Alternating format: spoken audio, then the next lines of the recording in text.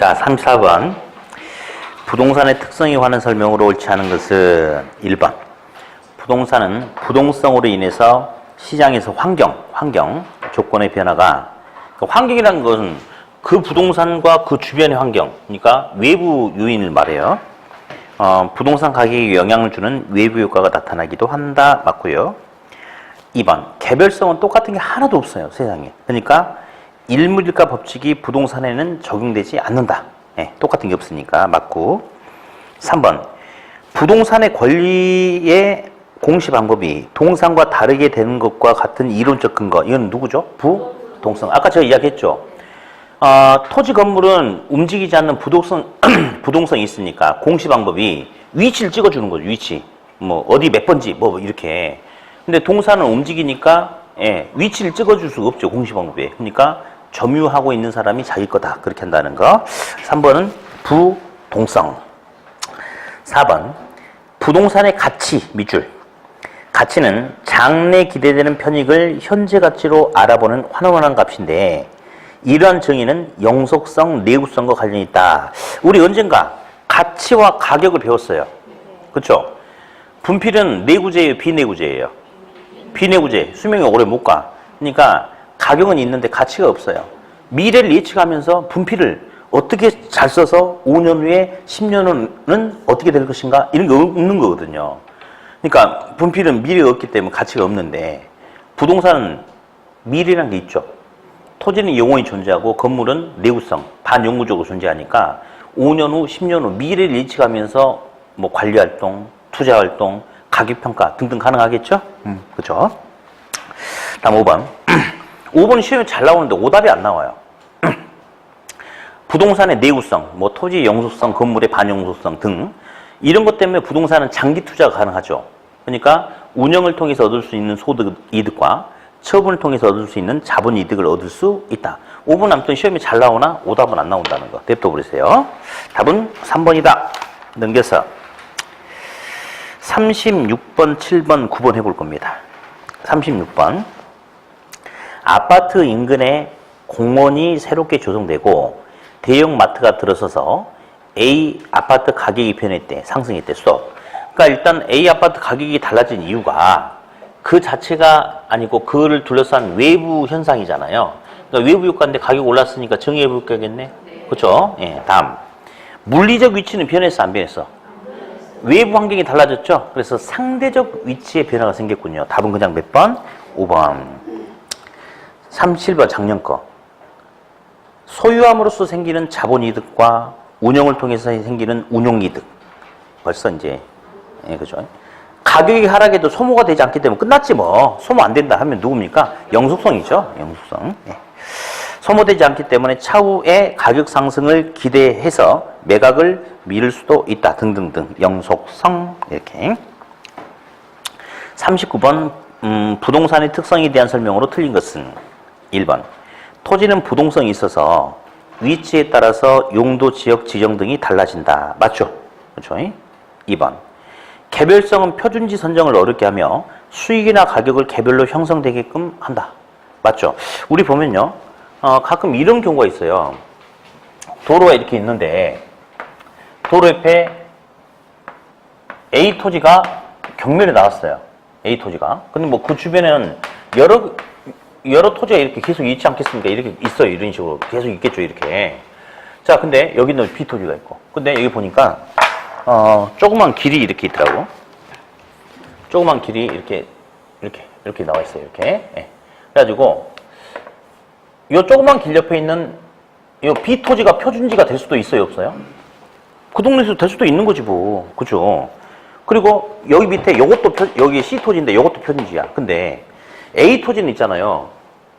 A 토지는 B 토지가 가까이 있긴 있지만 도로하고 인접이 있잖아요. 보면 가끔 도로변에 붙었는데 이 일대는 도로변에 붙었으면 토지 가격이 평당 한 100만 원 정도 가는데 감정가가 평당 한 50만 원, 60만 원 이렇게 지나치게 낮게 평가돼서 나온 것도 있단 말이에요. 그게 왜 그러냐?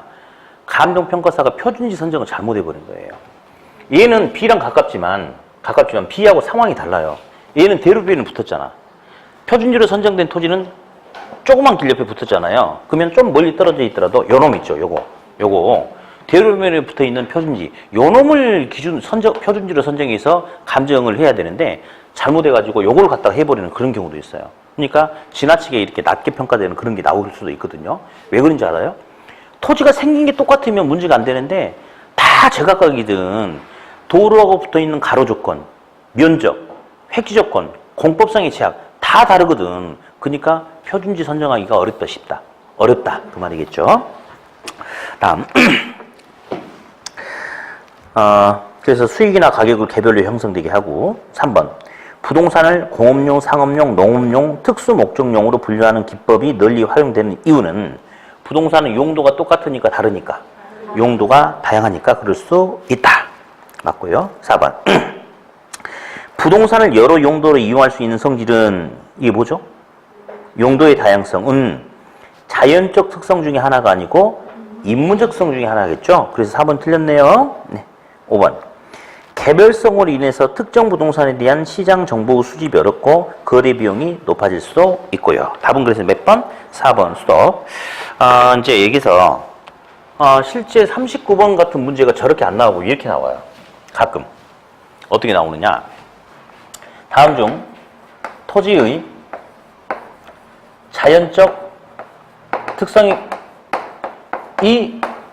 아닌 것은 이렇게 문제가 나오면 5번 용도의 다양성은 부동산을 이용함에 있어서 최유효 이용을 가장 최고로 잘 어울리는 이용을 찾으려고 한다. 그러면 금방 이제 알아.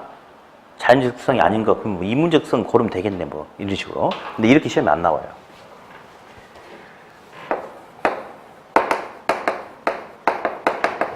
토지의 자연적 특성에 관한 설명으로 틀린 것은 이렇게 나와. 그럼 이제 사람 있잖아요. 아닌 것이라고 나올 때는 아닌 걸 잡아내는데 이제 신경을 맞추거든요. 틀린 것을 하면 이제 어떻게 하느냐. 문장이 틀린 걸 찾으려고 그래. 이제 사람 심리가 그래. 그래가지고 1번 부동성에 의해서 토지는 지역화되고 국지화된다. 2번 부증성에 의해서 도심지는 집가 상승에 의한 집약적인 토지 이용이 나타난다. 3번 영속성에 의해서 부동산 활동은 장기적 배려가 요구된다. 4번 개별성에 의해서 토지는 일몰입가 법칙이 적용되지 않는다. 5번 용도의 다양성에 의해서 토지는 최유효 이용을 도모하게 된다. 해버리면 눈 안 돌아버리지. 틀린 거 찾으라고 나왔잖아요. 그러니까 지문이 맞냐 틀리냐 그 생각만 해버린 거야. 근데 보니 1번부터 5번까지 지문이 다 맞아요. 그러면 내가 다 아는 내용이거든요. 다 아는 내용인데 5번까지 읽었는데 틀린 게 없어. 그러면 신체에 어떤 변화가 생겨요. 닭살이 확 돋아버려요. 차라리 모르는 지문이 있으면 괜찮아요. 근데 내가 자신 있게 다 알고 있는 지문이 나왔는데 하나도 틀린 게 없어. 그러면 그 다음에 못 넘어가요.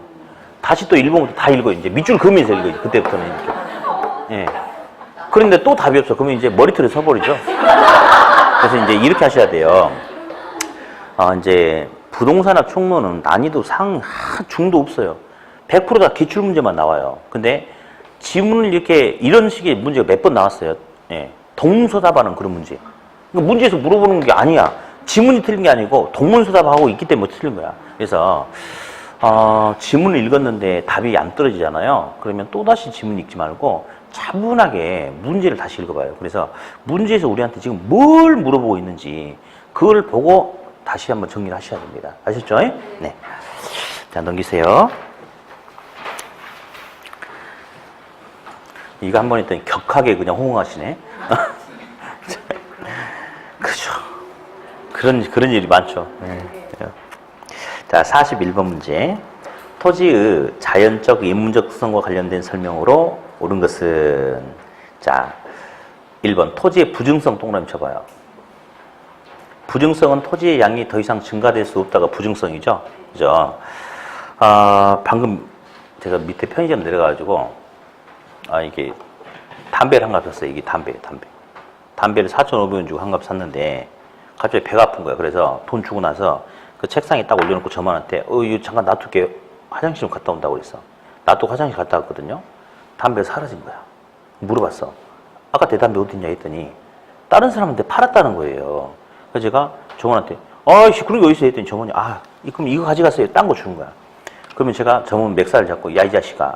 아까 그 물건 내 거였는데 왜 팔아, 이 자식아. 너 콩밥 좀 먹을래? 이러면 안 돼요. 왜?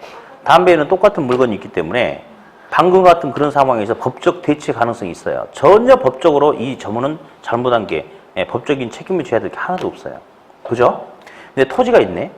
도로 옆에 1번지 토지, 2번지 토지가 있는데 제가 토지 소유자가 둘 다 갑돌인데 1번지 토지 매매계약 체결하고 계약금 중도금 주고 잔금칠로 갔더니 갑돌이가 실수로 딴 놈한테 팔아버린 거야.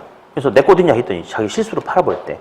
그거 어떻게 할래 했더니 옆에 있는 거 가져가면 안 되겠니? 안 된다 이거지. 그러니까 토지는 법적인 대체 가능성이 있어요 없어요? 왜? 똑같은 게 하나도 없으니까. 자 1번 보니까 토지의 부증성은 토지 사용이나 판매를 둘러싼 계약에 있어서 법적 대체 가능성을 얻게 만든다. 이건 아니지. 부증성이 아니고 누굽니까? 개별성 때문에 그렇지. 개별성. 똑같은 게 하나도 없으니까. 1번 틀렸죠? 2번. 부증성으로 인한 토지의 사회성 공호성은 토지 시장에 대한 정부의 시장 개입 명분을 주는 거죠. 약화시키는 게 아니고 오히려 명분을 준다. 강화시킨다. 이렇게 해야 되겠네요. 틀렸고. 3번. 토지의 비생산성, 부증성 때문에 자, 개별 용도 관점에서 공급 밑줄짝. 어차피 지금 물어보는 게 부증성 아니면 뭐 부증성 공급하면 뭐 물리적 공급 아니면 경제적 공급이겠지 뭐. 그죠? 그럼 여기서 개별 용도 관점에서 공급이 뭔 말일 것 같아요? 경제적 공급을 이렇게 표현하게 돼. 경제적 공급. 경제적 공급도 증가시킬 수 없다 하면 돼, 안 돼? 안 되죠. 틀렸죠. 경제적 공급은 가능하다고 그랬죠? 네. 4번. 토지의 영속성은 부동산 시장을 지역화, 국지화시킨다? 부동성이죠. 부동성? 그렇죠. 틀렸고요. 5번. 토지는 한번 잘못 이용하면 원상태로 되돌리는 게 너무너무 어려워요. 비가역성. 그렇기 때문에 토지 이용과 관련된 의사결정에서는 장기적인 관점에서 배려가 요구된다. 맞나요? 네. 맞죠. 답은 그래서 몇 번? 5번. 42번에 2번에 그 플로테이지 현상이라는 용어 있어요. 그냥 용어만 한번 들어볼게요. 플로테이지 현상이라는 것은 큰 건축물을 건축하기 위해서 주변에 몇 개의 토지를 이렇게 합친 현상을 갖다 플로테이지다. 용어만 좀 들어두시고요. 자, 넘기세요. 28페이지.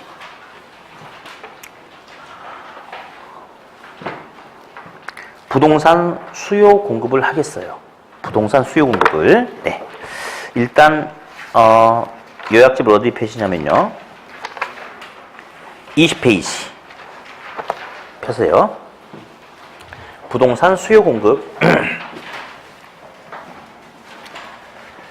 일단 부동산은 고가인 거 아시죠?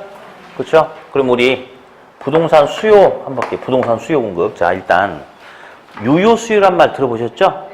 부동산은 고가니까 그냥 수요가 아니고 구매 능력을 갖춘 유효한 수요가 돼야 된다. 유효 수요.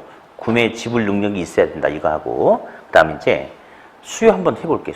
수요. 네. 자, 가격과 임대료는 여기서 동일한 용어로 쓰인다고 그랬죠? 가격과 수량이에요. 수량. 그래서 가격이 100원 할 때 소비자라는 사람은 10개의 양을 사려고 한대요. 이게 수요량이에요. 근데 가격이 150원으로 인상이 되면 소비자는 사고자 하는 양을 4개로 줄이려고 한대요. 4개. 가격이 50원이라면 소비자가 사고자 하는 양을 20개로 증가시키려고 한대요. 이렇게. 그러면 이 점들의 이름이 바로 수요량이거든요. 그래서 이 수요량이라는 이 점을 전부 이렇게 연결해 놓은 곡선을 갖다가 우리가 수요 곡선이라고 불러줘요. 무슨 곡선? 수요 곡선. 근데 수요 곡선은 마이너스가 붙어준대요. 음의 관계, 반비례. 가격과 수요량 무슨 관계? 반비례. 그래서 보니 가격이 상승하면 반대로 수요량은 감소하고 가격이 하락하면 반대로 수요량은 증가한다. 그래서 가격과 수요량은 반비례 관계다라고 그렇게 이야기하죠. 자, 그러면서 이제 우리 책에 보니까 요약집 유량재량이 나와요. 유량재량. 예. 유량. 플로우. 일정 기간에 걸쳐서 측정하는 게 유량이죠. 그렇죠? 예. 그래서 유량 변수가 여러 가지가 있죠. 소득, 개인의 소득, 임대인의 임대료 소득 등 뭐 회사의 소득. 소득은 일정 기간 동안 발생하니까 플로우 유량 개념이 되겠죠. 그렇죠? 그다음에 부동산 거래량도 마찬가지. 어디 투자도 장래 기대되는 편익을 얻기 위한 현재의 희생이래. 그러면 투자라는 행위도 현재와 미래 사이에서 뭔가 이루어지는 행위죠. 그러니까 유량이다, 저량이다? 유량. 유량은 일정 기간이다. 다음, 저량은 스톡이라고 하죠, 스톡. 스톡. 예. 스톡. 또 왜 이렇게 한글로 쓰냐면요. 시험에 스톡이란 이렇게 안 나오고 그냥 가끔 한글로 스톡이란 플로우란 이렇게도 나와요. 그래서 써준 거예요. 그렇게. 저량은 스톡 일정 뭐예요? 일정 시점. 그래서 저량은 자산, 가치, 가격, 부채 등 특정 시점에 얼마. 뭐 그걸 알아보는 게 이제 저량이 되겠죠. 야, 너 몇 살 먹었어? 그러면 나이는 유량이 저량이에요. 저는요 1월 1일부터 12월 며칠까지 몇 살입니다. 이렇게 않잖아요. 저 지금 몇 살입니다라고 하죠. 지금은 현재죠. 그러니까 유량이 저량이에요. 저량이 되겠죠. 자, 진짜 중요한 건 요거 잡아내셔야 돼요. 유량 저량에서는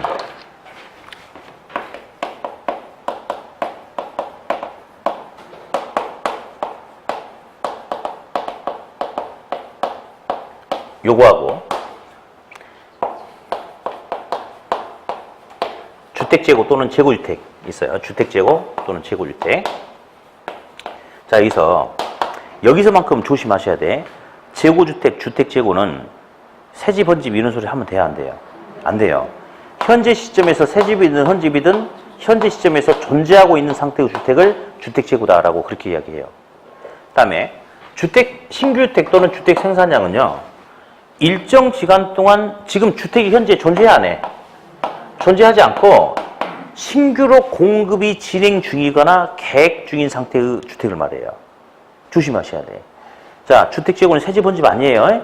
현재 새집이든 헌집이든 현재 시점에 존재하고 있는 게 바로 주택재고, 재고주택이에요. 유량, 저량. 다음, 일정 기간 동안 공급이 계획 중이거나 진행 중인 상태. 착공과 완공이 진행 중인 상태의 주택을 신규주택 또는 주택 생산량이라고 그래. 얘는 유량, 저량. 유량. 요걸 여기서 구분하셔야 돼요. 이게 핵심이에요, 핵심. 여기서는. 그러면 일단 문제 1번, 3번, 2번 풀어볼 거예요. 일단 1번. 부동산 수요 개념에 대해서 틀리게 설명한 것은 뭐 1번, 2번은 그냥 보시고요. 3번은요. 수요는 소비자가 실제로 구입한 사후적 개념이 아니라 의도된 양을 나타내는 사전적 개념이다. 그러니까 이게 무슨 소리냐. 우리가 배우는 수요 공급은 100원에 몇 개를 사버렸다, 100원에 몇 개를 공급해버렸다가 아니고 100원에 몇 개를 살 요구한다, 100원에 몇 개를 공급할 요구한다. 이렇게 접근해요. 그러니까 사전적, 사후적. 사전적 개념이 되겠죠? 그렇죠? 다음 4번. 일반적으로 유효수요 동그라미 치세요. 유효수요란 구매 의도와 함께 옆에 밑줄 구매력, 지불 능력이 수반된, 겸비된. 자, 유효수요. 부동산은 고가니까 그냥 수요가 아니고 구매력이 수반된 무슨 수요? 유효수요. 그렇게 해야 돼요. 네. 다음 5번. 부동산 수요는 일반적으로 일정 시점에 측정되는 게 아니고요. 수요든 공급이든 일정 기간 동안 사고자 하는, 공급하고자 하는 양을 말해. 그래서 일정 기간에 걸친 유량 개념이라고 그래요. 예, 됐으니까 지워버리세요. 그런 거 시험에 오답 나오는 거 아니에요. 삭제시켜버려. 4번 제일 중요해요. 뭐 틀린 건 5번인데 아무튼 됐고요. 3번 먼저 갑시다. 3번 먼저. 자, 다음 중 저량 경제 변수는 모두 몇 개냐 나왔죠? 3개지, 3개. 근데 어디 첫 번째 기업 주택 재고량 박스 쳐놓고, 아니야, 박스 일단 쳐놓고, 비읍 박스 쳐놔. 그 두 놈 잡아내야 돼. 자, 그리고 나머지 다 써봅시다. 옆에다 직접. 주택 재고량, 유량, 저량, 임대료 수입, 유량, 가계 자산, 저량, 근로자 임금, 유량, 도시 인구 규모, 저량, 신규 주택 공급량, 유량. 그렇죠? 그래서 뭐 유량 3개, 저량 3개인데 답이 중요한 게 아니고, 자, 기업 주택 재고량, 유량, 저량. 기업 주택 재고량은 유량이에요, 저량이에요? 한 번에 대답하세요. 한 번에. 네? 비읍 신규 주택 공급량은요? 유량이죠. 그 두 놈 구분하는 게 제일 중요해요. 네. 다음 2번 문제. 유량과 저량에 관한 설명 중 옳은 것은 1번. 주택 재고량은 대표적인 저량, 스톡이 돼야 되겠죠? 땡. 2번 부동산의 신규 공급은 일정 시점에 측정되는 것은 재고 1번이고 부동산 신규 공급은 일정 기간 동안 공급이 진행 중, 계획 중인 주택을 말하는 거죠. 그러니까 2번 틀렸죠? 네. 3번 부동산 투자회사의 순자산 가치 가격 부채에는 저량이 돼야 되겠죠. 플로우가 아니고 스톡. 틀렸고. 4번 공급이 단기적으로 제한되고 내구성이 강한 부동산의 경우 유량 개념뿐만 아니라 저량 개념도 고려 대상이 되겠죠. 뭐 맞습니다. 5번 저량의 예로는 주택거리량, 신규 주택 공급량 등이 있다 하면 돼야 안 돼요. 얘는 누굽니까? 유량. 그렇게. 네. 다음 5번 문제 해볼까요? 5번 문제. 부동산의 수요에 관한 설명 중 틀린 것은 1번 수요함수란 재화의 수요량에 영향을 주는 결정 요인 등 간의 함수를 의미한다. 맞아요. 2번 수요업식이란 부동산의 가격, 임대료와 가격과 수요량과의 감소 함수를 말합니다. 이거는 이제 가격이 상승하면 반대로 수요량이 감소한다 이 말이에요. 맞고요. 3번 다른 조건이 일정할 때 재화의 가격이 오르면 수요량은 감소한다. 맞죠? 가격이 비싸지면 수요량이 감소한다. 4번 단위당 가격 가로 열고 임대료. 자, 단위당 가격과 옆에 임대료라고 또 나와 있죠? 오타 나서 오타. 가격과 임대료와의가 아니고 수요량과의라고 해야 되는데 그냥 오타 난 거예요. 오타. 뭐 오류가 아니고 오타. 그냥 오타. 단위당 가격과 수요량과의 관계를 그래프로 나타내는 것이 수요 곡선이다. 그렇게 하면 맞겠죠? 고쳐놓고 맞았다. 이렇게. 5번 부동산 수요 곡선은 우하향한 형태를 나타낸다. 맞습니까? 맞네요. 여기 보니까요. 오른쪽 밑으로 수요 곡선이 우하향하는 형태를 띠고 있군요. 그렇죠? 예. 그래서 우상향이라고 나왔네? 틀렸네? 5번 틀렸구나. 넘기세요.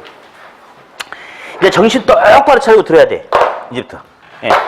시험에 이제 너무너무 중요하니까 21페이지 대체제 보완자 할 거예요. 요약집 21페이지. 정신 똑바로 차리고 있나요? 잘 들으셔야 돼. 이제 대체제 보완자 할 거예요. 대체제가 시험에 절대적입니다. 제가 우리 모임 총무거든요. 근데 우리 회원들이 100명이야. 내일 놀러가. 음료수를 준비해야 돼. 콜라, 사이다는 둘이 대체제 관계가 돼요. 그쵸? 대체제는요. 요거 아니면 저거예요. 서로 바꿔서 이용할 수 있는 게 대체해서 이용할 수 있는 게 대체제거든요. 그럼 상호 대체제는 어떻게 반응하는지 아세요? 제가 총무라고 그랬죠?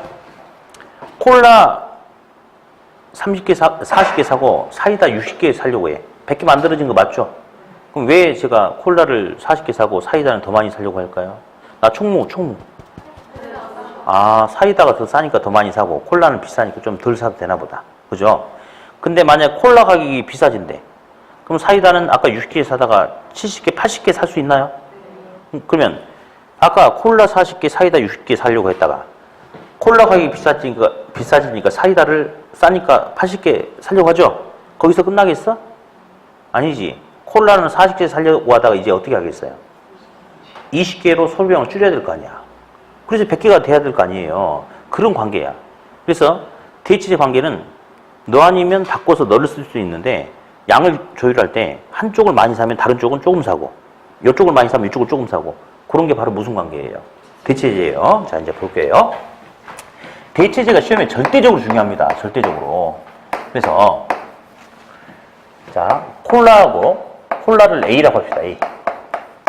콜라하고 사이다가 있어요. 사이다를 B라고 할게. B. 둘은 대체제 관계래.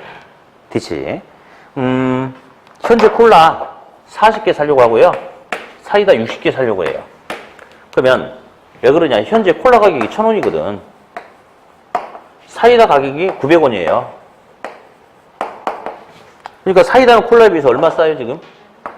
100원 싸죠? 100원. 그러니까 이제 100원은 사람마다 이제 그 콜라 좋아하는 사람도 있고 사이다 좋아하는 사람이 있는데 가격이 많이 차이 나면 콜라는 거의 안 사고 사이다를 살 수 있었지만 100원 차이다 제가 아무튼 이렇게 하려고 했어요. 그랬는데 콜라 가격이 1,000원에서 1,200원으로 가격이 비싸진대. 그러면 콜라의 가격이 상승하면, 자, 스톱. 이게 기억나는지 모르겠다. 수요 공급에서는 뭐에 관한 설명으로 틀린 것을 고르세요 라고 하면 문제 안에 어떤 개념이 있냐면요. 다만, 다른 조건은 일정, 다른 조건은 불변이라 가정한다. 이 말이 있어요. 그러면 콜라 가격이 상승한다는 것은 다른 조건은 변하지 않고 콜라만 가격이 오르는 거예요. 그래서 제가 이렇게 하라고 그랬는데 콜라 가격이 상승하면이라고 문장이 나와 있으면 읽을 때는 어떻게 읽으라고? 콜라만 가격이 상승하면 그렇게 읽으라고 했어요. 그러면 콜라만 가격이 상승하면 사이다 가격은 그대로 900원인가요? 맞죠? 근데 대신 이제 상대적인 가격 변화가 생기는 거죠. 아까는 사이다는 콜라에 비해서 100원 쌌죠? 지금 이제 얼마 싸? 300원 싸. 예, 한번 해볼까요? 콜라 가격이 상승하면 상대적으로 대체적 관계가 있는 사이다의 가격은 하락하는 효과를 얻을 수 있나요? 하락하는 효과를 얻을 수 있겠죠? 그렇죠? 그러니까 이제 볼래요? 콜라 가격이 비싸면 상대적으로 대체적 관계에 있는 사이다의 가격 하락 효과가 나타나면서 여기서 두 개의 모습이 동시에 같이 나타나. 먼저 싸잖아. 그러면 사이다에 대한 수요량이 종전보다 증가해 감소해요. 증가하죠. 여기서 동시에 하나 모습이 또다시 등장하죠. 예. 그러면 사이다 아까 60개에 살라고 그랬는데 콜라가 비싸니까 사이다가 상대적으로 싸. 사이다를 80개 사. 거기서 끝나는 거야? 아니지. 콜라를 40개 사려고 하다가 이제 사이다를 80개 사니까 콜라는 어떻게 해야 돼? 20개를 줄여야 될 거 아니에요. 그러니까 요거에 의해서 동시에 같이 요 모습만 나타나는 게 아니고 여기다가 원래 사고자 했던 콜라의 수요량이 어떻게 돼요? 감소하는 모습이 동시에 같이 나타나요. 통상 여기서 끝나요. 근데 이제 가끔 그러면 콜라 가격이 상승하면 결국 대체적 관계가 있는 사이다에 대한 수요량이 증가함에 따라서 결국 종전에 비해서 사이다의 가격은 상승하는 현상이 나타날 수 있겠습니까? 가끔 이렇게 물어보기도 합니다. 자, 그래서 요거 가지고 다시 한번 시험에 잘 나오는 질문을 정리해보면 1번 지금 대체제 관계 설명하고 있어요. 무슨 관계 설명하고 있다고? 대체제.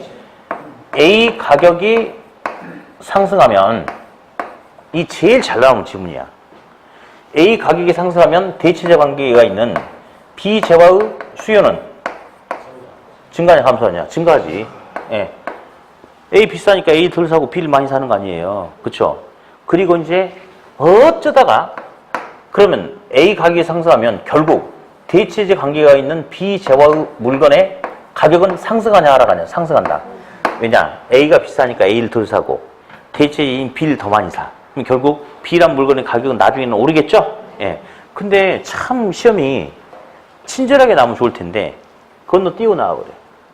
A 가격이 상승하면 결국 대체제인 B 재화의 가격은 어떻게 된다? 상승한다 나중에. 그래서 건너뛰고 나오는 경우가 가끔 있어. 근데 그렇게 이게 중요하지 않습니다. 자주 나오는 게 아니니까. 요 지문이 절대적이야. 여기서부터 여기까지. 제일 잘 나오는 지문. 근데 가끔 이제 이렇게 나오네. 우리는 거의 대부분의 시험이 가격이 상승하면 이게 주가 되는데 가끔 가격이 하락하면이라고도 준 적도 있어요. A라는 물건의 가격이 하락하면 이라고 나오는 거야.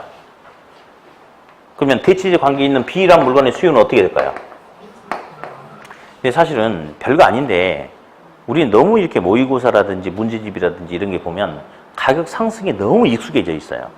그러다 보니까 그때는 문제가 안 되는데 반대로 물으면 갑자기 턱 막히는 경우도 있어요.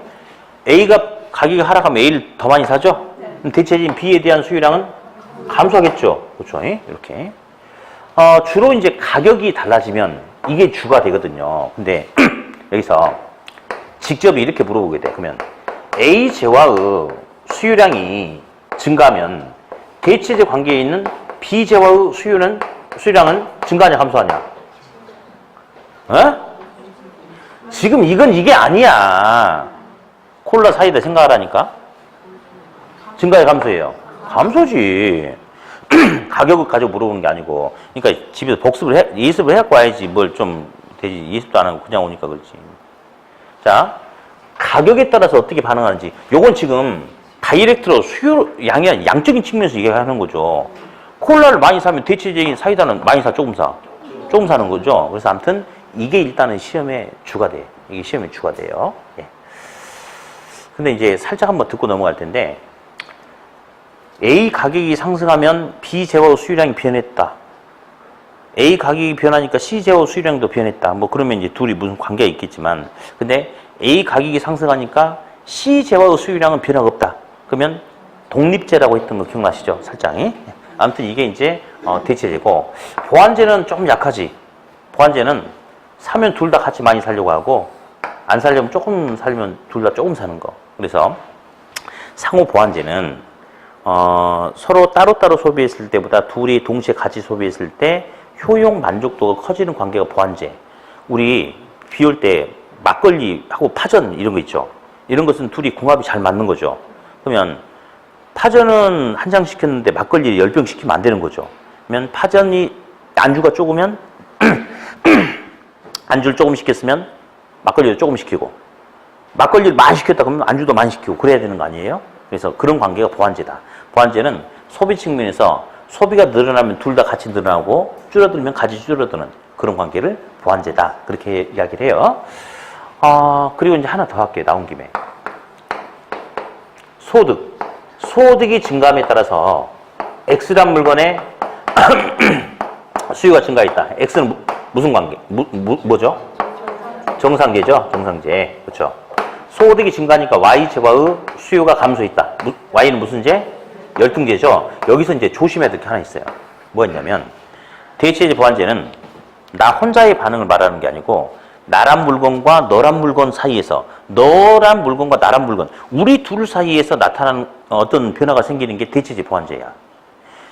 A 물건의 가격이 달라지니까 B 물건의 수요량이 영향받고, A 물건의 가격이 달라지면 C 물건의 수요량이 어떻게 되는, 너란 물건과 나란 물건 사이에서 변화가 생기는 게 우리는 대체제 관계, 우리는 보완제 관계거든요.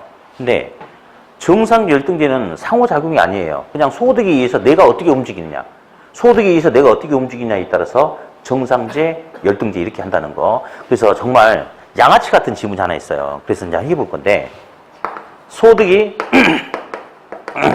10%가 증가하니까 A란 물건의 수요량이 15%가 증가했다. 그럼 A는 대체제다. A는 대체제다. 맞아요? 틀려요? 아니야. 대체제 보완제는 나 혼자 이야기하는 게 아니고 너랑 나 사이에서 이야기하는 거예요. 얘는 소득에 따라서 뭔 변화가 생겼죠? 뭐예요? 정상제 열등제 이렇게 해야 됩니다. A란 물건의 가격에 의해서 어떤 변화가 생겼다? 그러면 대체제 보완제가 되는 거야. 근데 소득에 의해서 내가 이렇게 저렇게 되면 뭐다? 정상제 열등제 이렇게 하는 겁니다. 예. 그러면 먼저 9번, 10번 먼저 하고 6, 7, 8 할 거예요. 9번, 10번. 자, 9번, 10번. 9번. 부동산 수요 변화에 관한 요인으로 옳은 것은 1번. 정상제 동그라미. 정상제의 경우 소득이 증가하면 수요가 증가에 감소해요.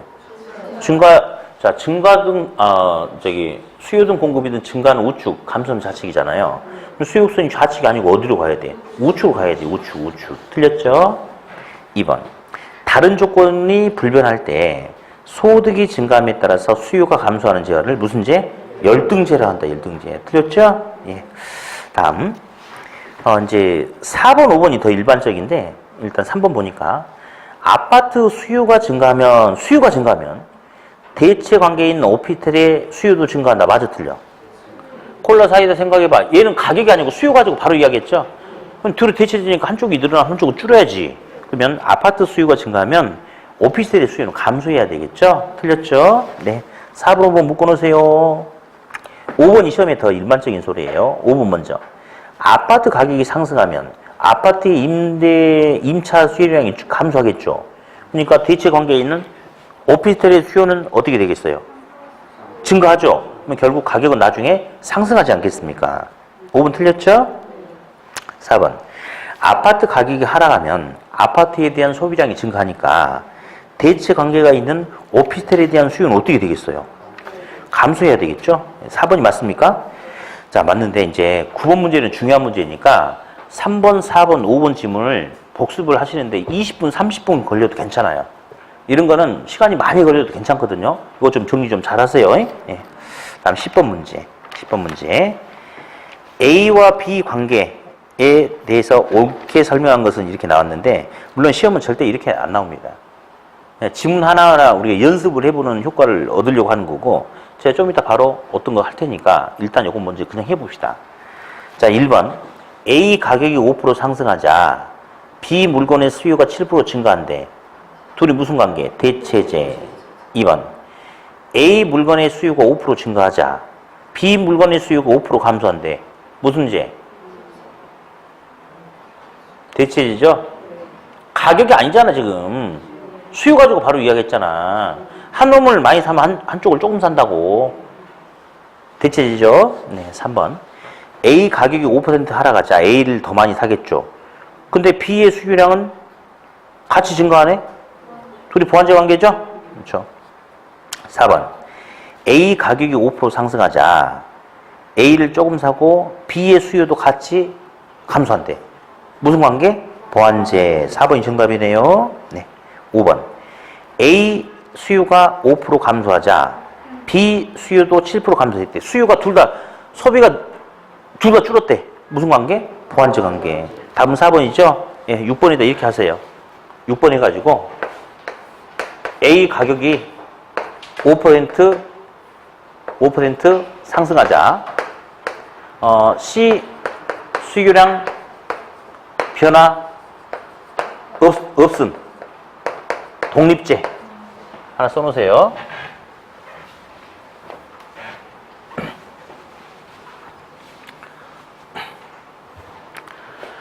자, 그리고 이거 한번 봅시다. 우리 다음 주에 이제 다시 또 나오니까 다시 한번 다음 주에 요거 가지고 또 다시 설명을 해야 되거든요. 교차 탄력성 들어봤죠? 대체제는 교차 탄력성 플러스 보완제는 마이너스. 다음 주 1교시 다시 해. 그러니까 아무튼 요런 표만 한 번만 더 하고 이제 저쪽으로 넘어갈 건데. 자, A 가격이 10% 상승하자 B 물건의 수요량이 15% 증가했다. A, B는 무슨 관계? 대체제 관계죠? 그러면서 교차 탄력성도 살짝 해보자. A 물건의 가격이 10% 상승하니까 B 물건의 수요가 15% 증가했죠? 교차 탄력성 얼마? 1.5죠? 그렇죠? 다음 주에 1교시 때 또 할 거예요. 예. A 물건의 가격이 10% 상승하니까 C 물건의 수요량이 5% 감소했다. A, B는 A, C는 무슨 관계? 정상 열등제. A, C는 무슨 관계? 정상 열등제 하면 안 돼. 대체제 보완제라고 나와야 돼요. 자, A가 비싸니까 A를 덜 사고 C도 같이 덜 사네. 무슨 관계? 보완제 관계. 그러면 교차 탄력성. 가격이 10% 상승하자 수요량이 5% 감소했대요. 얼마예요? 0.5 같은 소리 하고 있어요. 정확하게 이거 붙이라니까. 보완제는 마이너스 방수 붙여주라니까. 마이너스 분모 분자 보호가 서로 다르잖아요. 그렇죠? 그래서 다음 주에 아무튼 이거 다시 할 겁니다. 이렇게. 네. 자, 이제 6번 문제를 하는데 칠판 이게 필기 절대 하시면 안 돼. 절대 하지 말고 결론. 6번 문제 삭제시켜버리면 삭제. 일단 6번 문제 전체를 삭제시켜. 전체. 6번 문제 전체. 자, 그러면서 제가 막 이거저거 설명하려고 썼다가 이게 맨 위에 뭐라고 써놓은지 아세요? 봐봐. 뭐라 써놨어요, 일단. 그래, 절대 보지 말 것이라고 제가 다시 수정해놨어요. 예. 자, 일단, 자, 필기 없이 그냥, 여기 주목. 필기 없이 그냥 들어요. 정한이 아세요, 정한이? 정한이는 수요곡선이 뭐예요? 수직이죠? 왜냐면, 정한이 같은 경우는 하루에 막걸리를 한 병을 먹어야 되는데, 대체제가 전혀 없대.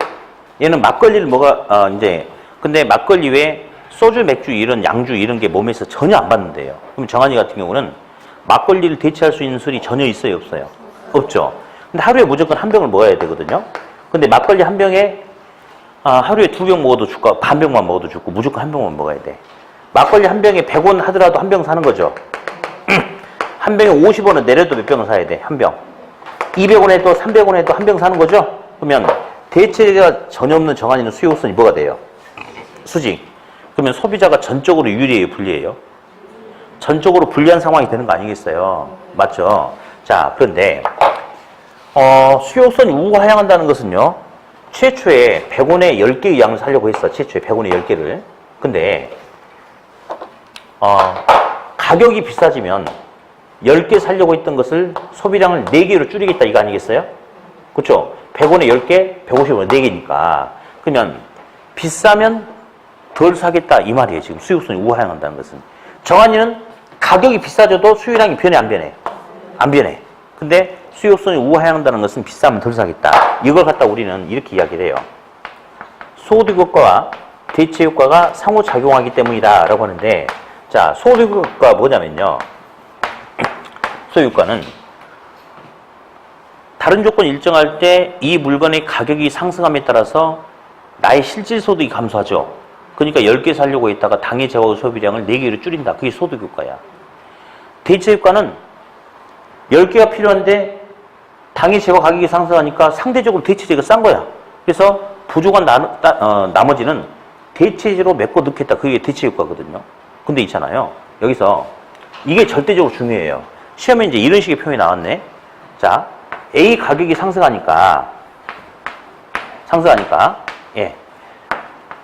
대체재 가격이 하락하는 효과가 나타나서 당해 재화의 수요량이 감소했다. 맞죠? 내용상은. 문장 맞죠? 자, 이것은 대체 효과다. 이렇게 나와 있어요. 예. 그러니까 질문한 거예요, 저한테. 선생님, 당해 재화 소비량이 가격이 올라서 당해 재화의 수요량이 감소하는 것은 소득 효과 아닙니까? 아니에요. 다 대체 효과가 관련돼 있어요. 왜냐면요, 자, 이게 동시에 같이 나타나 버리는 거죠.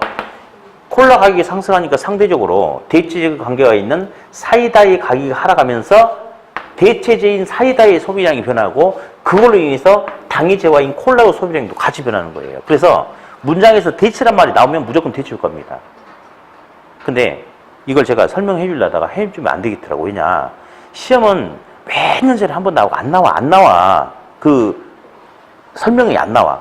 근데 그걸 가지고 우리 책은 너무 설명을 잘 해놨어. 이렇게 요거 보다가 엉뚱한 데다 시간 너무 많이 뺏겨버리고 정리가 또 안 돼버려요. 그러니까 하지 말고 그냥 용어만 듣고 넘어가면 돼요. 용어만. 예, 그래서 수요선 우하향하는 이유는 소득 효과와 대체 효과, 그 중에 특히 뭐가 존재하기 때문에, 대체재가 존재하기 때문에 수요선 우하향한다 하고 넘어가 버리고 절대 이 문장을 보면 안 돼요. 아셨어요? 절대 보지 말 거. 네, 그래요. 다음 이제 7번, 8번 하는데 우리 요약집 22페이지 가볼게요. 요약집 22페이지. 거기 보면 우리 수요량의 변화, 수요 변화, 공급량의 변화, 공급의 변화 똑같은데, 어디? 수요량의 변화가 있고 수요의 변화가 있죠. 그렇죠? 일단 수요량의 변화는 곡선이 이렇게 주어졌는데 수요곡선이 이렇게 있다. 가격은 프라이스, 임대료는 렌트인데 가격과 임대료는 똑같은 용어라고 그랬죠. 가격과 이제 수요량과 관계를 놓고 이야기를 하는데, 일단 수요량의 변화는 최초에 이 주어진 수요곡선에서 100원이라는 가격의 소비자가 10개의 양을 사려고 한다 하더라. 이 점을 수요량이라고 그래요. 근데 가격이 150원으로 인상되면 소비자는 5개의 양만 사려고 한다더라. 이게 또 수요량. 가격이 50원이라면 소비자는 더 많은 20개의 양을 사려고 한다. 이게 수요량. 그래서 수요량의 변화는 있잖아요. 네. 원인과 특징이 있어요. 원인과 특징. 일단 요즘에는 그래도 좀 이렇게 문제풀이하기 쉬운 게, 특징을 그냥 대놓고 그냥 물어봐 버리네. 여기서 핵심은 수요곡선 이동을 했냐 안 했냐, 그게 핵심이에요. 그러면 수요량의 변화에서는 곡선 이동했어 안 했어? 곡선은 그대로야. 이동하지 않고 주어진 곡선상에서 해당 재화의 가격에 의해서 수요량만 달라지는 것이지 곡선은 움직이지 않죠. 그걸 갖다 그냥 수요량의 변화다, 그렇게 이야기를 하고요. 다음, 수요의 변화는 이렇게 있어. 근데 가격 이외의 요인에 의해서 곡선 자체가 움직이는, 곡선이 이동을 하는 게 수요의 변화입니다. 근데 가격이 달라지지 않는다면, 가격만 변한다면 곡선은 움직이지 않고 원래 있는 곡선상에서 점만 움직일 텐데, 수요 곡선 자체가 움직이는 것은 가격, 뭐라 그래요? 이외의 다양한 여러 가지 요인의 변화에 의해서 뭔가 생기는 게 바로 수요 변화다라고 그렇게 이야기합니다. 여기서 또 조심해야 될 게 있어요. 여기서 말하는 가격은 모든 물건의 가격이 아니야. 그 물건의 그 가격이야. 아파트 시장을 물어봤을 때 가격은 아파트 가격이에요. 만약에 이렇게 나온다면 연립주택의 가격이 변하니까 아파트 수요량이 변했다. 얘는 수요량이 변화야, 수요의 변화야? 수요의 변화죠.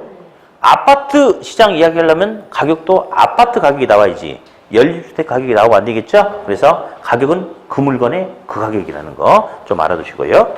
그러면 이것도 한번 일단 잠깐 들어볼게요. 그러면 문제가 다음 중 수요의 변화에 영향 주는 요인이 뭐냐? 뭐 찍으면 돼요? 가격이죠? 다음 수요의 변화에 영향을 주는 요인은 엄청 많아. 수요량의 변화에 영향을 주는 요인은 가격이고 수요의 변화에 영향을 주는 요인은 엄청 많죠. 일일이 나열할 수 없잖아요. 그래서 이제 아무튼 가격은 아니다 해서 가격이 이 요인이라고 하잖아요. 그러면 아파트 시장에서 수요의 변화에 영향을 주는 요인이 아닌 것은 하면 뭐예요? 가격이죠? 뭘 물어보든 그냥 가격 찍으면 답이 돼요. 네. 한 장 넘겨서 아니다. 넘기면 안 되지. 7번, 8번 얼른 풀어봐야겠지. 자, 7번. 아파트 시장의 다양한 수요량의 변화 요인 중에서 자, 밑줄. 수요 곡선상의 변화를 초래. 이 말은 곡선이 움직인대 안 움직인대요? 어디가 곡선이 움직여? 수요 곡선 상에서 수요량만 변한다 이 말이지. 수요 곡선이 안 움직인다. 곡선 상에서 자, 이 보세요. 곡선 상에서만 변화가 생기는 거니까 곡선이 안 움직이는 거죠. 예. 자, 그러면 결국 이 요인이 뭐냐? 물건의 가격이죠? 아파트 가격. 4번이네요. 예. 8번 문제. 틀린 거. 1번. 부동산 수요자의 소득이 변해서 동일한 가격 수준에서 수요선이 이동했다면 수요 변화다. 맞죠?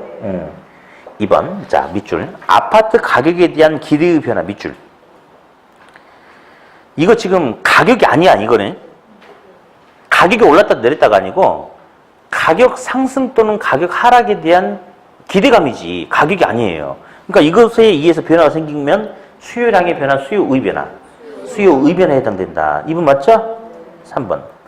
단독주택 가격이 하락하면 단독주택의 소비량이 증가하니까 당의 대체 관계에 있는 아파트에 대한 수요는 감소하겠죠? 곡선 자체가 움직이는 거 맞아요?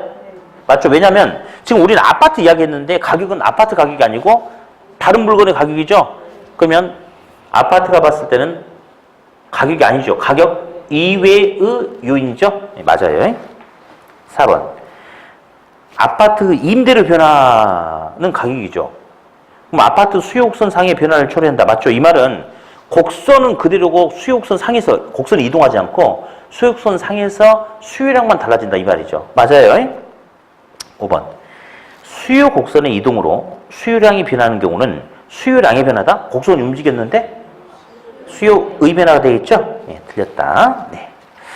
자, 한 장 넘겨서 이제 12번 자, 12번. 뭐 잠깐 휴식했다 좀 하죠. 네.